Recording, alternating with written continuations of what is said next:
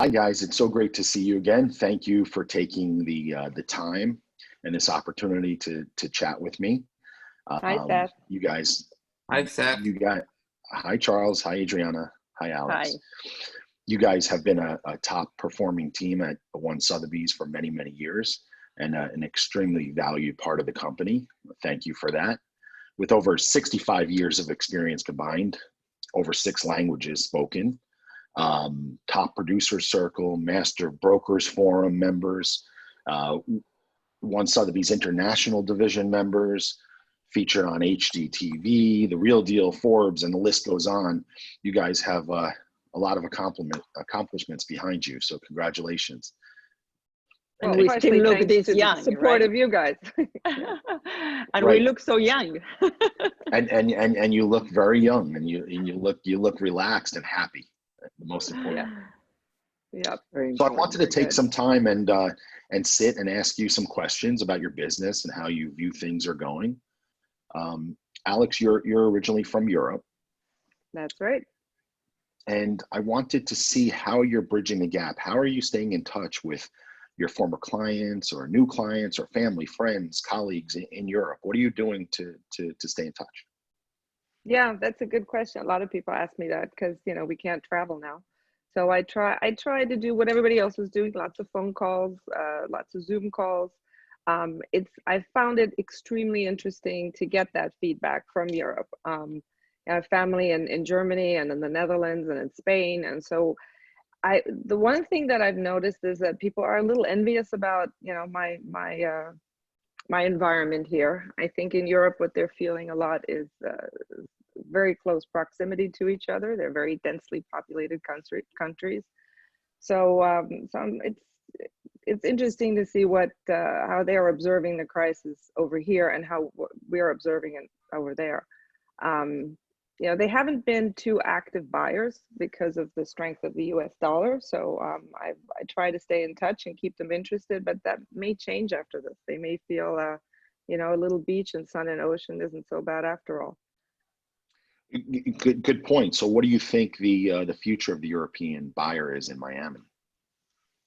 Well, I think it's already been there's already been a withdrawal from the European buyers in the Miami market before all this happened because of the strength of the U.S. dollar, and I think the U.S. dollar will continue to stay quite strong for a while.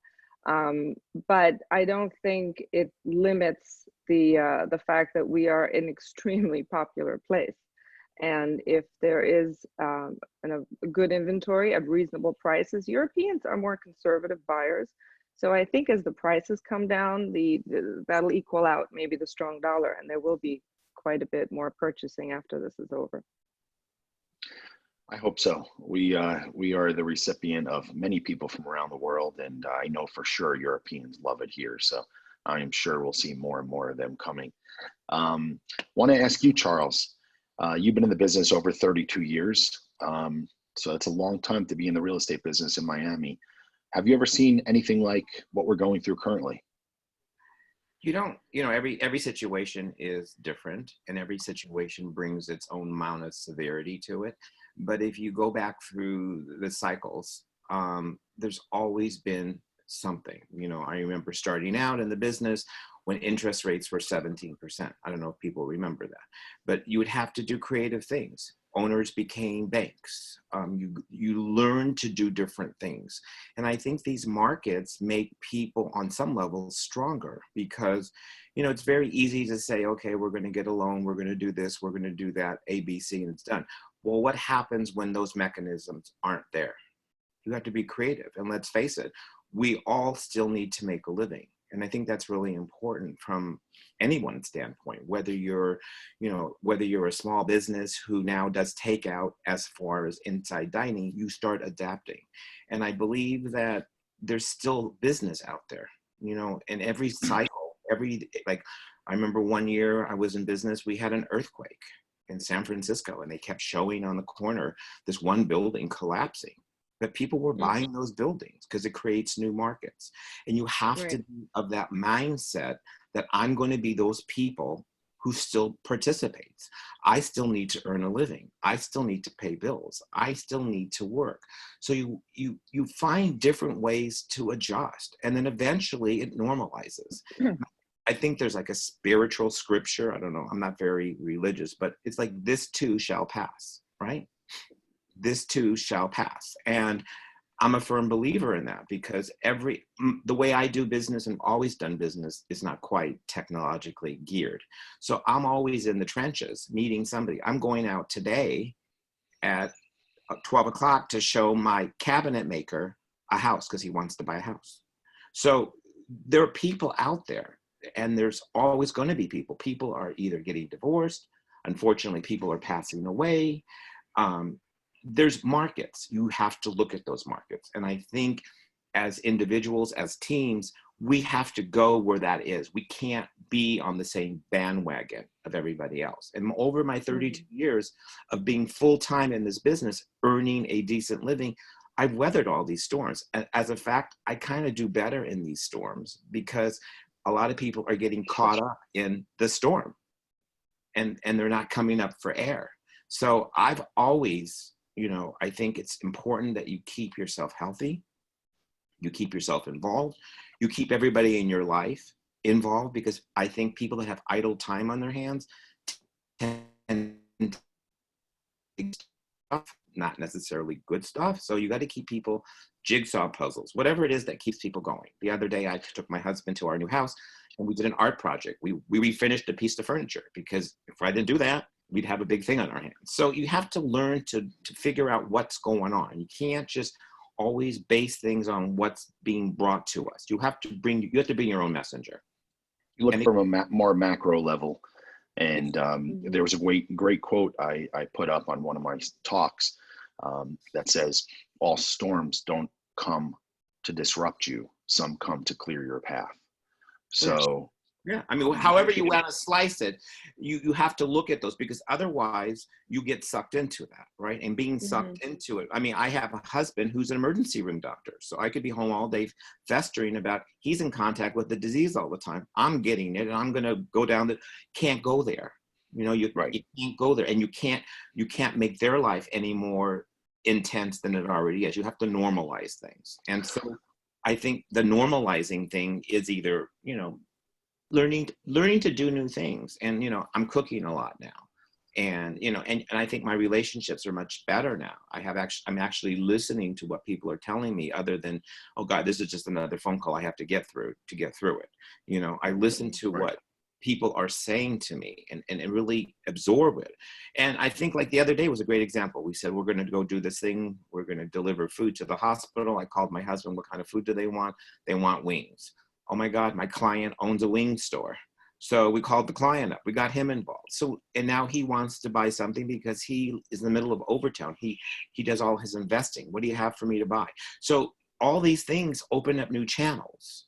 And again, this too shall pass, and everything's fluid. It's constantly in flux. So right now we're not going through great things, but it's not going to be that long, and there are good things coming. We have a closing, we have still things going on. And I think that's what you have to focus on. You have to focus on what it is on your level you can do.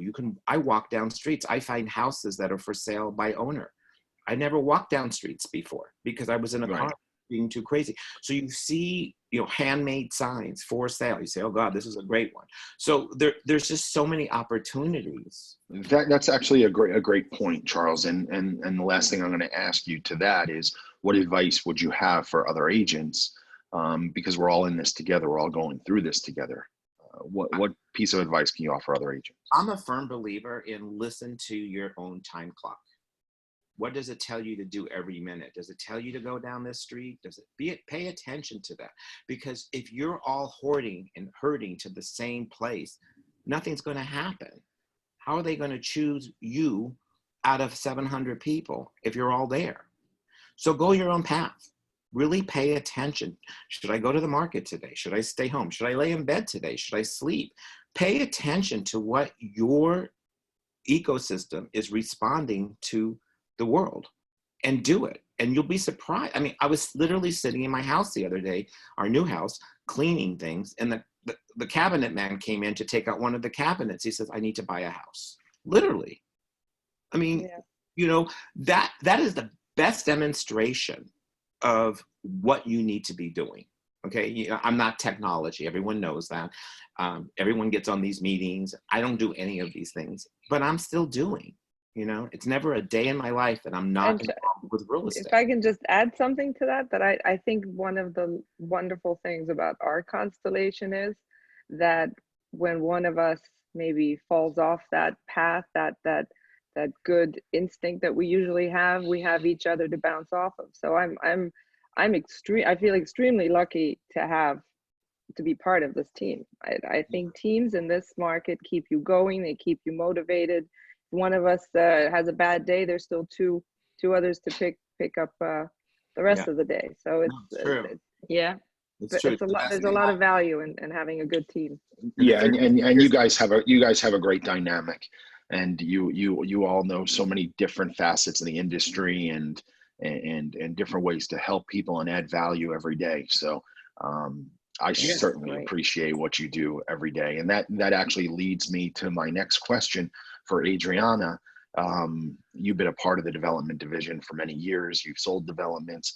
How do you see that side of our industry and what's going on there? And what do you foresee for the developers out there? It is very interesting because that side of the industry, you would think, oh, who is going to buy new construction? Who is looking into the future at this time when we're like glued to the TV or looking at what's going on every day? And most of the time I tell my clients, let's go day by day, because we actually don't know, and it's a brand new situations for all of us. But what I've seen in the development aspect of real estate is that, first of all, we locally are a very attractive market. And what happened in New York, in Chicago, in Boston, where, as Alexandra said, that happens in Europe, people are living in 800 square foot apartment for 4 people or a big family. And the tax burden that they have, like in New York, is a good reason for them to start looking at Miami. And we're seeing that in our high-end developments, both within our development division, which has amazing projects, we're noticing that people want to come here. They're going to pay less taxes. They're going to have more square footage. If a new crisis, we don't know if it's going to happen, hopefully not, or hopefully we're going to be better prepared, it's much better to be in Florida. So it's a great moment for people to look at the new developments. They have a good negotiating power at this point. Developers are willing, if the developments are already finished, it's a great moment to make offers because the developer is moving towards their new project. If it's starting, also it's great because they need the initial capital to start moving the project. So I do believe in new developments. We had David Beckham buying the penthouse unit that Zaha Hadid. That was an amazing deal, and people are following through. So that's my experience. That's what I think it's gonna continue happening within the development and the new developments area. And I agree with you. I think we're going to see a lot more developments come to fruition in the next year or so, and at least the pre-plans for it, because it is a large cycle for them to get built. So we are going to have a shortage of development inventory for a few years. So now's the time to get certain deals on the existing developments. I agree with you. Yeah, we've had 100 people a day move to Miami alone, 800 a day to South Florida. Yep. So that's been continuous. Yeah. Yep. Right. And no, go ahead, Adriana. Sorry. No, as a matter of fact, as Alexandra said, between 800 to 900 people move to Florida every single day. And we see along the corridor of the beaches, and with offices that we have now in Palm Beach, up in Jupiter, we have great projects that are very, very appealing to the New York crowd. And we're getting more interest day after day. So, and by the way, that number is only homesteaded residences. So, those are actually people moving here, primary residence. That does not include second home, third home buyers, vacation buyers. So it's a big number. It's a big number. And you know, on that topic of developments, as you know, uh, South America has been such a boost for Miami, especially Central America, Mexico, Brazil, and South America, Colombia, Argentina. I know that you're originally from Argentina, and what do you see the future of South America? Because there is a currency issue right now, and the dollar is very strong. But we've always relied upon South American buyers so much. What do you foresee the future being with our South American buyers, our friends down south? Miami is the closest to the United States for all Latin America, and it will continue being that. It's very, very important for Latin America, and it's a great second home market for Brazil, for Mexico, for Argentina. We saw a peak of people from Chile this year, the past year, 2018 and 2019. We had a very huge influx from Chile. We know that the exchange rate is not favorable to them at this point, but Argentina, Brazil, Mexico, Chile, Colombia, they have a great market, and Latin Americans know how to save in dollars. They are very creative, and they know that what saves them is to put their money in dollars. And if they put it in dollars and in real estate, then they sleep tight. Because if they're not going to go with the fluctuations of the market, of the stock exchange, they know that it is solid. In a regular market, it appreciates 4 to 6% every year. So it's like their retirement account. So I believe that one year is going to be Argentina, another year is going to be Mexico. I think that Mexico is coming back sooner than Argentina. So we are focusing on that. And I think it's going to be fine. We have to just wait and ride with the waves until the market stabilizes again. That's great to hear, and I agree. I think, you know, with our safety, our security, our beaches, our weather, the gateway to the Americas, the overall destination that we are is gonna prove to be something that the South Americans want to keep coming back to. So the future for South America is very great, I believe. So we welcome them always with open arms. For sure. The Well, you team also has have your fair share of sellers now because the dollar is strong. So you see that with a lot of Europeans that are suddenly saying, okay, well, maybe I'll cash in. right. And even if they were to take a little bit of a hit on that sale, they can convert that to their particular dollar wherever they're from, and make some money. So it's maybe a good time to do that. You guys, the team, have done such a great job in covering many different areas, and I know you have some special markets that you're very fond of. Anyone want to take the lead on which areas you see as up and coming, or what your little niches are that you think are very special to you? Yeah, I'll do that. I still think, and I still think single family homes are always going to be strong. I think if you historically go back over the curves, the ups and downs in real estate, single family homes, especially in neighborhoods that are strong, have more than come back after whatever crises, whether it was a hurricane, whether it was 9/11, whatever these words. If you historically go back, the single family homes might have tapered off a little bit, but they come back really strong. So, and in the markets that I do, which is, the Upper East Side, that whole area, houses are selling. They're still selling, and people are putting them on the market, and they're selling them within 1 day, in 7 days, because guess what? Houses now have backyards. Backyards allow you to be out in the open with your family in a swimming pool. So you don't have these restrictions that are put on on the coronavirus. So these neighborhoods are still in demand, and they're going to continue. Matter of fact, people are looking to go outside the boxes to develop areas that are maybe more marginal. Alapata is becoming huge. The whole corridor of being west of Northwest 7th Avenue is becoming hot because houses are under $300,000. Any house under $300,000 is just being swooped off the market. And all the way up until about 700 or 800. It's strong market still. If you still feel good about your job and you still are employed gainfully, you are out buying a house. There's no doubt about it. Interest rates are low. people a little more, there's a glitch right now, people are a little more negotiable. So I do think that the single family market, land is what it's all about. We have less and less land available. And that's always been forever in real estate. It's always about the land. So as far as single families go, the market hasn't really been, tampered with that much. Even now, Can I? we have that house on Byron, which continues in this market to get offers. We have a house in Morningside that's closing. Yep. So, and then Coconut Grove, Coral Gables, all these neighborhoods that are strong are just going to get stronger because there's no land left. And so everything in between that's even somewhat not up and coming is going to come and go. Overtown now, hot. So El Portal. El Portal. I mean, they're hot. Yeah, so, but it is a matter of price point. Just wanted to add to that. So I'm a lot. I work a lot in the 33154 zip code, which is a very eclectic zip code because we, on the one hand, have quite $250,000 square foot condos in Bay Harbor, and then you have multi-million-dollar properties in Bell Harbor, and you've got like Charles was saying, we have a listing on Byron and Surfside.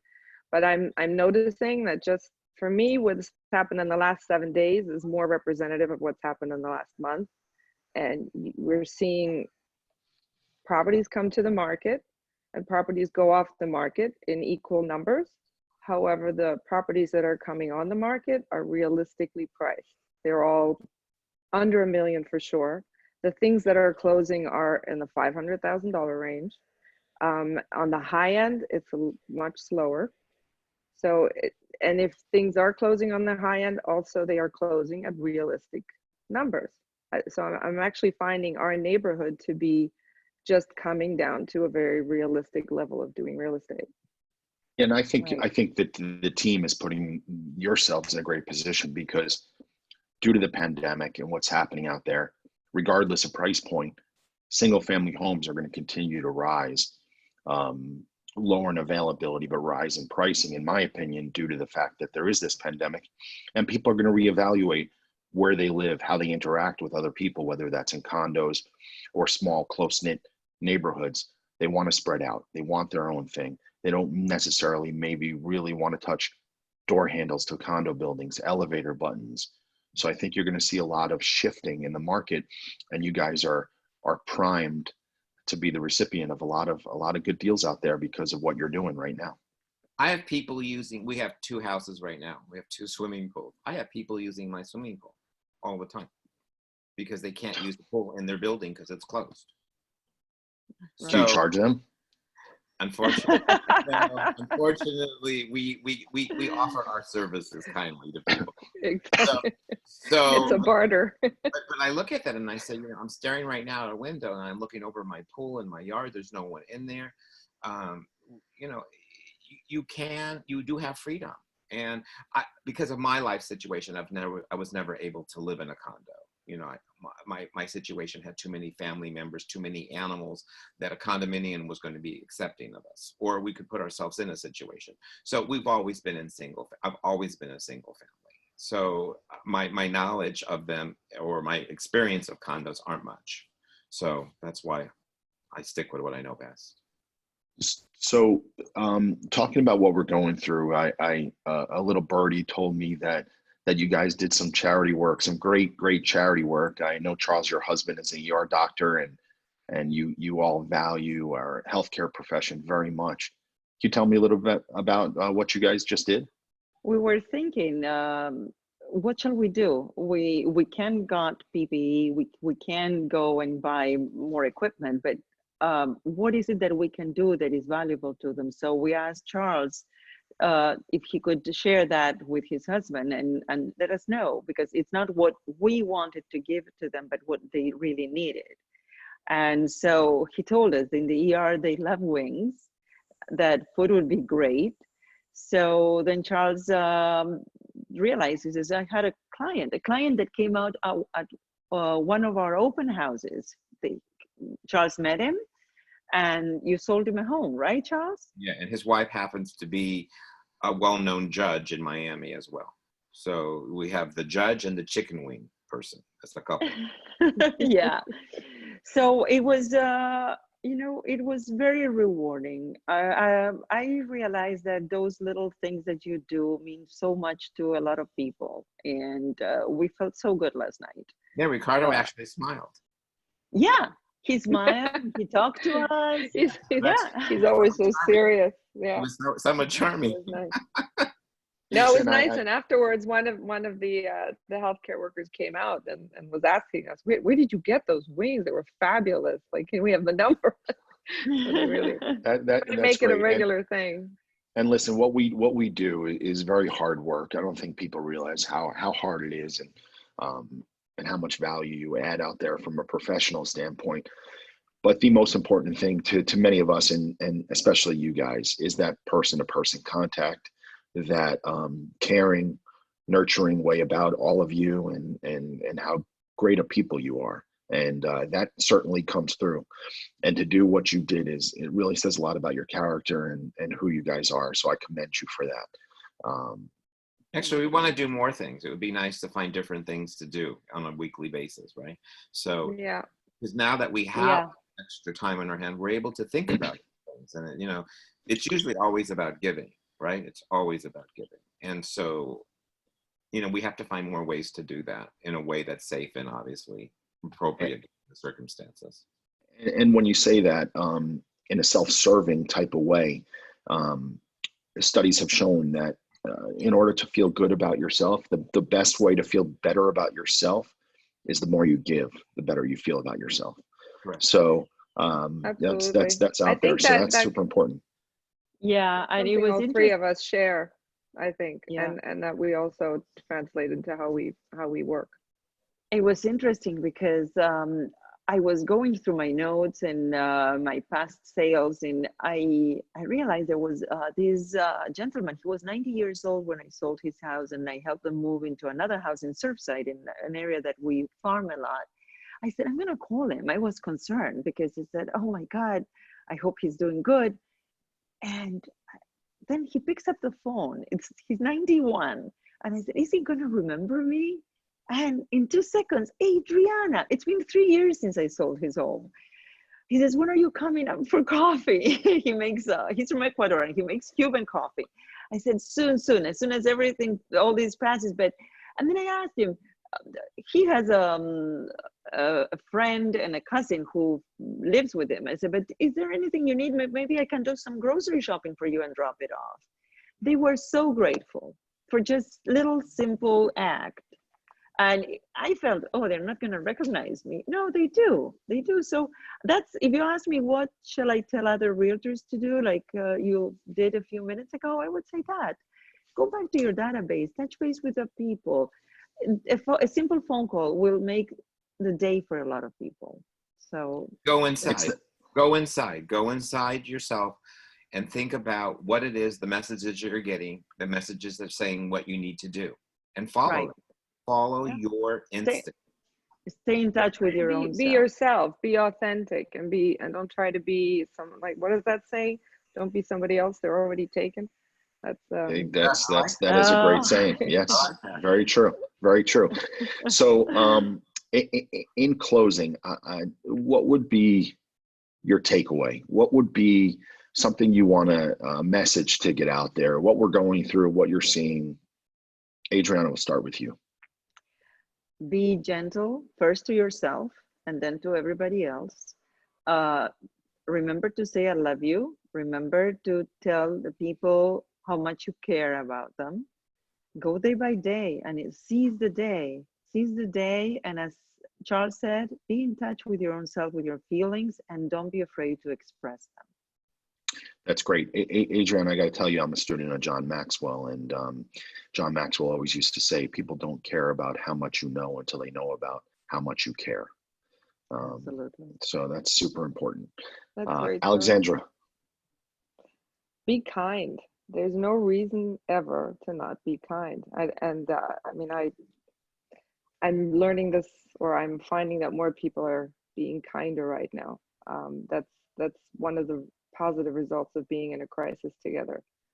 There's no time for unnecessary anger for, you know, somebody who cut you off at a stoplight or so. It's a kinder way. It's also a kinder way I find of doing business. I've had quite a few showings and dealt with a couple of clients. It's very honest and straightforward, and you just know the people right now that are out there selling and buying, they really need a home or they really need to sell, and it makes it so much more honest and straightforward. I enjoy that. And you know, the other thing that I really, like Charles was saying, I listen more also to my husband, my daughter, because a lot of the time we're so busy and running around and to this appointment and this call, and we tend to brush off people too quickly because we have another destination in mind. And these last weeks have been filled with quality long conversations that actually come to an end, and beyond coming to an end, they continue days on. You have discussions, your thought processes are actually finished, and I find that very refreshing. A lot of the time you're a bit of a, you know, caught in a cage type feeling in our business. Yeah. Great stuff. Great stuff, Alex. How about you, Charles? I would opt with taking care of yourself, because that's where it comes from, right? If you're like, I took this time, people go, oh, I've gained 16 pounds. All I've been doing is eating. Well, I've lost 14 pounds, right? Because it was my time to finally get into shape, right? To get to take care of me.